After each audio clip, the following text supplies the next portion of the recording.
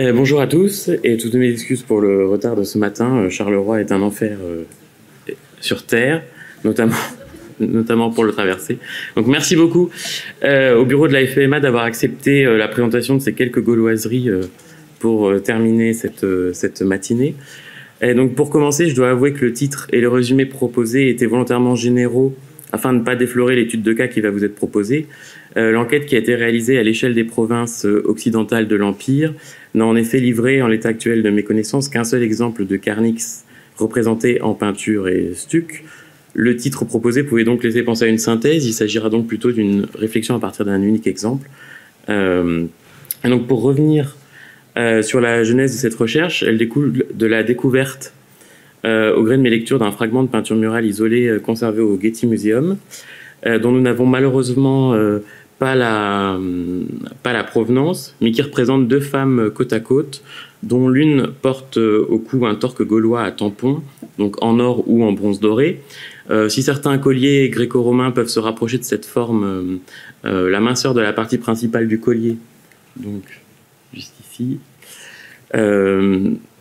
ainsi que les extrémités globulaires correspondent parfaitement à la typologie du torque à tampon, donc il n'y a pas de doute quant à cette identification. Et donc de cette découverte, couplée à des recherches actuelles que je mène avec plusieurs collègues sur la persistance du vêtement gaulois en Gaule à l'époque romaine, ainsi qu'après l'énième relecture de l'article passionnant d'Yves Dubois sur la Pax de Bosquéaz, qui serait la représentation... voilà un détail, pardon. On voit mieux. Et voilà un exemple de torque à tampon. Qui serait donc la représentation de la tribu de Sucellus, donc hypothèse que je trouve de plus en plus convaincante à chaque relecture. Je me suis donc interrogé sur la persistance des motifs dits gaulois ou celtiques dans l'iconographie romaine en Gaule, et notamment à travers le médium formidable que constituent les peintures murales et les stucs. Et entre-temps est parue aussi une étude très intéressante de Céline de Villers sur le coq dans la peinture murale en Gaule, publiée au sein des mélanges offerts à Eugène Warmambol. Donc quoi de mieux que de lancer cette enquête à partir d'un marqueur identitaire puissant du monde celtique qu'est le carnix, d'autant que les études réalisées sur cet objet, notamment par Christophe Vendry, ont proposé un panorama de cet instrument sur tous les supports, donc vestiges archéologiques, textuels, glyptiques, monnaies, instrumentum, décors architecturaux, à l'exception de ceux qui nous intéressent, la peinture et les stucs, comme toujours. Cette recherche donc s'imposait naturellement. Donc sans rentrer dans de trop nombreux détails, le carnix est un instrument avant utilisé par les Gaulois à l'occasion des batailles. Il constituait à la fois une forme d'étendard, mais avait également la vocation d'effrayer les ennemis en provoquant un bruit terrible. Et la diffusion de cet objet dans le monde celtique et dans une fourchette chronologique allant de la période latinienne à la période augustéenne est assez importante. Comme vous pouvez le voir sur cette carte de répartition qui date de 2021, on a une dizaine d'attestations archéologiques à l'échelle de l'Europe. Cet objet est constitué donc d'un long tube métallique en bronze, orné à son extrémité d'une hure, donc un protomée de sanglier. Mais il existe aussi d'autres exemples que vous verrez par la suite, notamment celui de Tintignac, où on a également un protomée de serpent. Donc voici quelques exemples parmi les plus fameux. Donc le carnix de Dexford en Écosse, avec donc après restauration et restitution, donc instrument qui est assez volumineux puisque celui-ci mesure 1,66 m, mais certains on estime leur taille après quasiment 2 mètres. Autre élément assez significatif et assez connu, c'est le carnix de Mander, dont on a conservé que l'ure du sanglier, donc trouvé au sein du sanctuaire gaulois. Et puis bien sûr les plus fameux, ceux de Tintignac découverts lors des fouilles dirigées par Christophe Maniquet, et dont voici quelques détails, et le carnix tel qu'il est restitué. Donc vous pouvez voir le caractère assez impressionnant de ces objets. En ce qui concerne l'iconographie celtique ou gauloise, elle ne manque pas non plus d'exemples de cet objet, qui constitue donc un véritable marqueur identitaire de la civilisation celtique. On le retrouve notamment sur l'intérieur du chaudron de Gunderstroop, ou par exemple sur un pendentif découvert dans une tombe de la Marne, donc le pendentif est à droite. Et avec la conquête des territoires celtiques, la cisalpine, la transalpine, puis les Gaules dans leur ensemble, cet étendard de la celticité va être lui aussi représenté par les Romains, mais va désormais constituer un trophée à exhiber, toujours un marqueur identitaire, mais qui passe de la valorisation d'une civilisation par elle-même à la valorisation d'une autre civilisation à ses dépens. Donc il apparaît sur le monnayage en argent dès le IIe siècle en Jésus-Christ, en voici quelques exemples, et constitue un trophée particulièrement prisé à partir de la période augustéenne, au moment de l'administration des provinces auparavant conquises par César. On le retrouve donc représenté, vous l'avez ici, vous avez 3 carnix ici, puis vous les avez sur la partie latérale de l'arc d'Orange, mais également sur l'une des œuvres sans doute les plus emblématiques du règne d'Auguste, qui est sa statue cuirassée dite de Prima Porta, où vous avez la représentation ici à droite de la Gaule vaincue et captive, agenouillée avec un étendard terminé donc par une tête de sanglier, enfin non, un étendard, pardon, excusez-moi, un étendard de sanglier ici, et vous avez le carnix tenu dans ses mains. Un autre exemple avec cet autel votif à Nîmes, avec à la fois le bouclier et le carnix.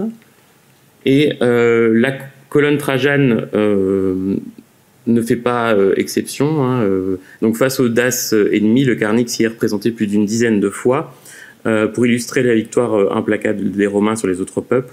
Donc à la fois sur la base, comme vous l'avez ici, mais également donc là, avec cette variation qui est considéré comme un draco, mais qui est une variation du carnix version das. On l'a également sur les spires du fût sous la forme d'amoncellement d'armes, donc qu'on peut qualifier de spolia, sous la forme aussi plus canonique du trophée, avec les armes posées sur un pieu de bois et imitant la stature d'un soldat. Donc j'arrête ici le panorama du carnix dans l'art romain, assez répétitif au final, pour arriver enfin à l'exemple au cœur de cette présentation. Alors si certains d'entre vous s'attendaient à un exemple de carnix sur la peinture murale et les stucs de Gaulle, ils seront déçus. L'exemple provient d'Italie et plus précisément d'Herculanum, ce qui n'enlève en rien à sa valeur, bien entendu, et même au contraire. À la suite donc des nouvelles fouilles qui ont été réalisées en 2007-2008 à la Villa des Papyrus à Herculanum, Maria Paola Guidobaldi et Domenico Esposito ont étudié le décor mis au jour in situ au premier niveau inférieur de la Basis Villae, donc au niveau B. Ils ont étudié donc un décor au niveau d'une petite exèdre du couloir, qu'il date entre 40 et 25 avant notre ère, à savoir donc une paroi constituée de panneaux rouge vermillon caractéristiques du deuxième style pompéien et qui surtout couronnée par une voûte entièrement stuquée.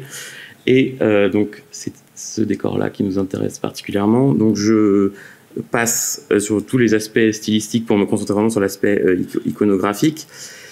Parmi donc le décor de ce décor très riche stuqué, on a une grande frise d'armes, donc sur fond rouge, donc le stuc ressort d'autant plus.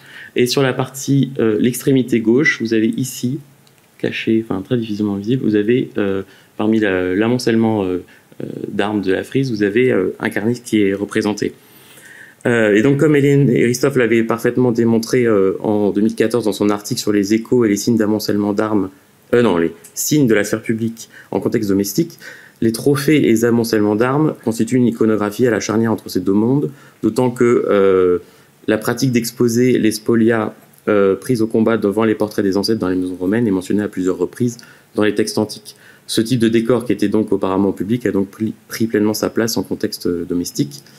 On a donc ici, dans une grande villa campanienne, et pas des moindres, la présence d'un carnix gaulois accompagné de plusieurs boucliers d'origine celtique.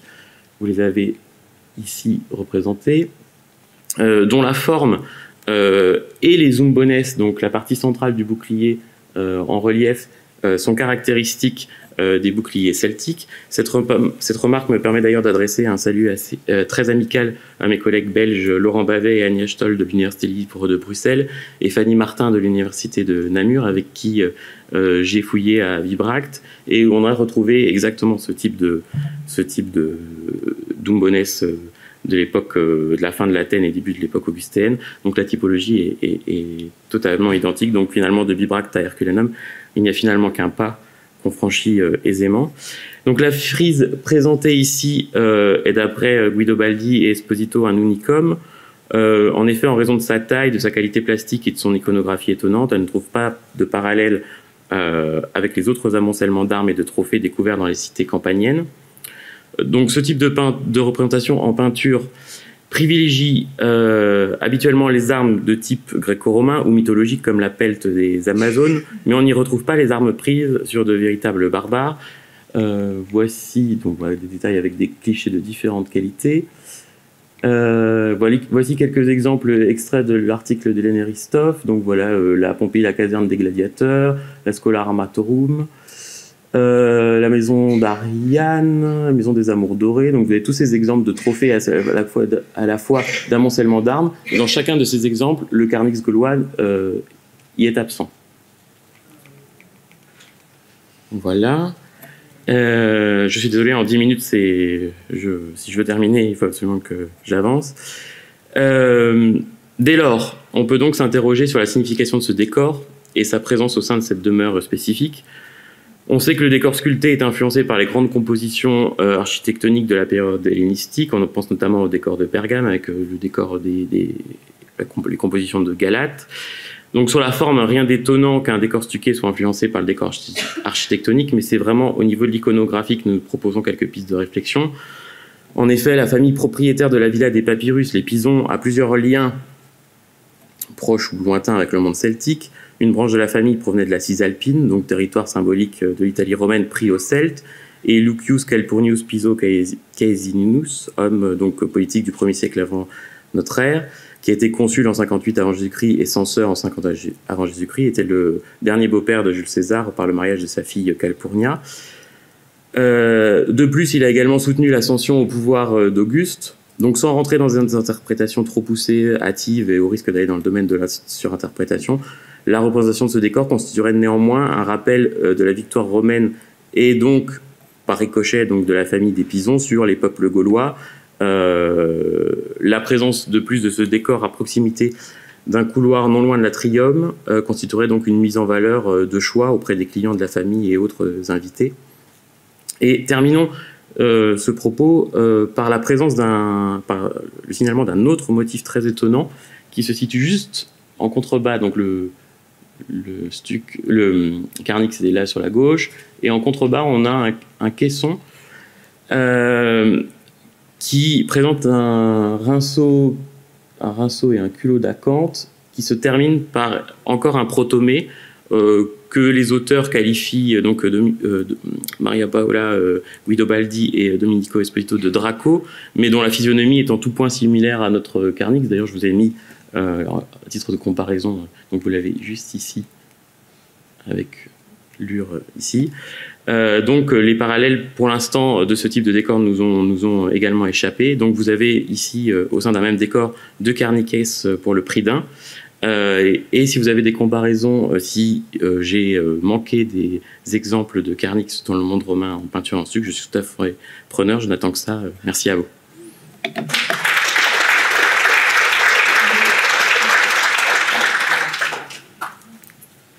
Je suis désolé d'avoir passé très vite sur les trophées, les exemples. Mais c'était juste pour dire qu'il n'y avait pas de carnix, donc finalement il n'y avait rien à voir. Mais toujours est-il que... Voilà, ici. Merci beaucoup Nicolas. Et pour cette communication très très suggestive, surtout à propos du propriétaire de la maison et son rapport avec la Gaule. Est-ce qu'il y a des questions à la salle, dans la salle? Hélène. Merci Nicolas. Rien à voir avec tes trophées, mais l'image du fragment de Paul Getty que tu as montré est quand même carrément un faux. Ah, bon bah alors, d'accord. Eh bah très bien. À mon avis, il n'y a que le bras qui doit être bon, tout le reste est quand même totalement fabriqué. Ah bah formidable, bah, très bien. Ça marche, comme ça je vais pouvoir... Bah si, je vais pouvoir l'éliminer de ma... Mais au moins, sans provenance, au moins si c'est un faux... ça se voit, hein... Oui, bah, au niveau des visages, déjà, c'est vrai que... Oui. Les visages sont très suspects. Je suis d'accord. Et puis, en plus, si tu veux, le fait que le fragment soit artistement découpé... Oui, bah, comme l'avait montré Delphine. Comme l'avait montré Delphine Burlot, tu vois.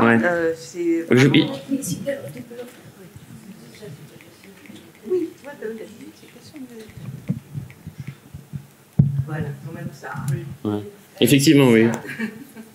Alors, il est présenté il est évoqué dans le catalogue sur le luxe dans l'Antiquité, mais il n'est pas encore mentionné comme un faux.